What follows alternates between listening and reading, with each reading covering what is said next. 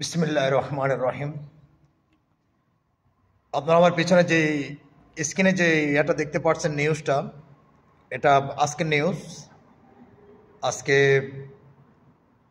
আপনার 27 তারিখ এবং 2024।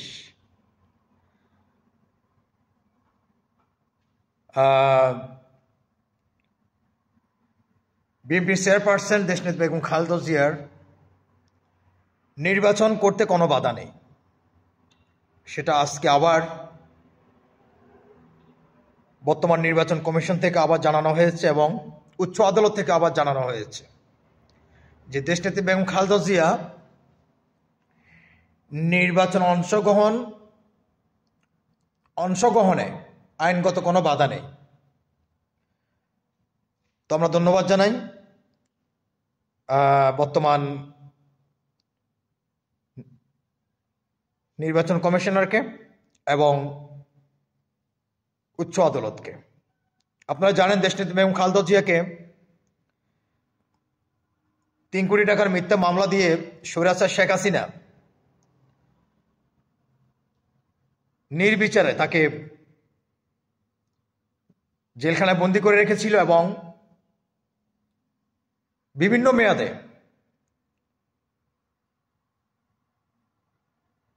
শেখ হাসিনা সরকার দেশনেত্রী বেগম খালেদা জিয়াকে শাস্তি দেওয়া হয় এবং সেই শাস্তির কারণে তিনি কিন্তু 2018, 24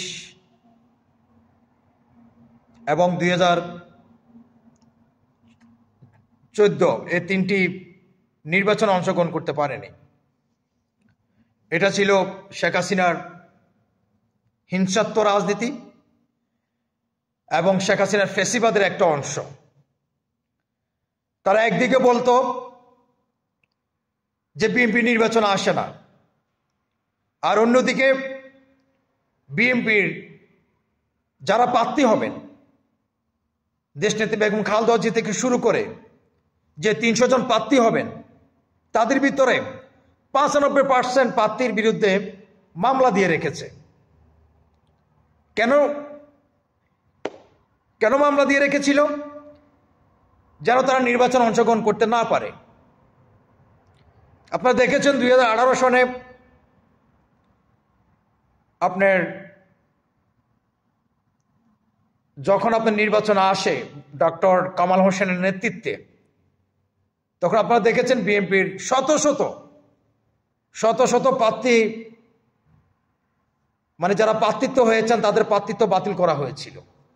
বলেছিল তারা অমুক মামলার আসামি, তারা এটা করেছে সেটা করেছে, মানে এসবের দোহাই দিয়ে মানে তাদের প্রার্থিত্ব বাতিল করেছিল। তো সেই নির্বাচনটা কিন্তু নিশিরাতের নির্বাচন হয়ে গেছিল, সেখানে মানে বিরোধী দলের আর কোনো প্রয়োজনে পড়ে নাই। তো আমরা আশা করব বর্তমান অন্তর্বর্তীকালীন সরকারের অধীনে একটা সুষ্ঠু এবং অবাধ একটা সুষ্ঠু নির্বাচন হবে এবং যে আজকে 17 বছরের মানুষের একটা আকাঙ্ক্ষা একটা ভোটের জন্য, হ্যাঁ, এখন বর্তমান যারা ইয়ং জেনারেশন আছেন, যাদের বয়স 22, 23, 24 বা 25, তারা কিন্তু এখনো পর্যন্ত ভোট দিতে পারে নাই।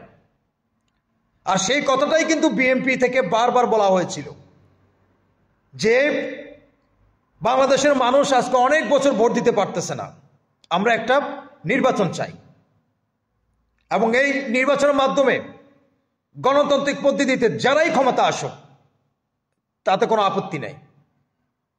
বিএনপি সেই কথাটাই বলতেছিল, কিন্তু আমরা কিছু মানুষ সেটাকে আমরা এসিয়ে পেঁচিয়ে আমরা সেটাকে মানে অন্য মানে সাবজেক্টে নিয়ে যাই যে বিএনপি শুধু ভোট চায়, নির্বাচন চায়, তারা সংস্কার চায় না, ওটা চায় না, সেটা চায় না, সংস্কার চায়। বিএনপি আজকেও কিন্তু মির্জা ফখরুল ইসলাম আলমগীর বলেছেন যুক্তিগত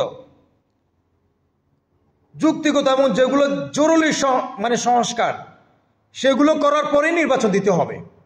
আজকে কিন্তু মির্জা ফখরুল ইসলাম আলমগীর আজকে একটা সংলাপে, সেখানে বহুদলীয় একটা সংলাপ হয়েছে, সেই সংলাপে তিনি বলেছেন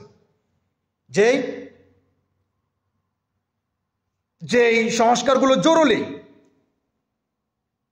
যে সংস্কারের মাধ্যমে একটা সুষ্ঠু নির্বাচন হবে, জনগণ ভোট দিতে পারবে, সেই সংস্কারগুলো শেষ করার পরে কিন্তু নির্বাচন দিতে হবে। আজকেও কিন্তু মির্জা ফখরুল ইসলাম বলেছেন। তো আপনারা যদি সিধা কথাটাকে আপনারা যদি ওইদিক সেদিক নিয়ে যান, তো সেটা হচ্ছে আমি মনে করি আপনাদের ব্যর্থতা। কারণ আমাদের বাংলাদেশের মানুষ, আমরা বাংলাদেশে কিছু মানুষ আছে যারা মানে আপনার সঠিক কথাটা তারা আপনার মাথায় নেয় না।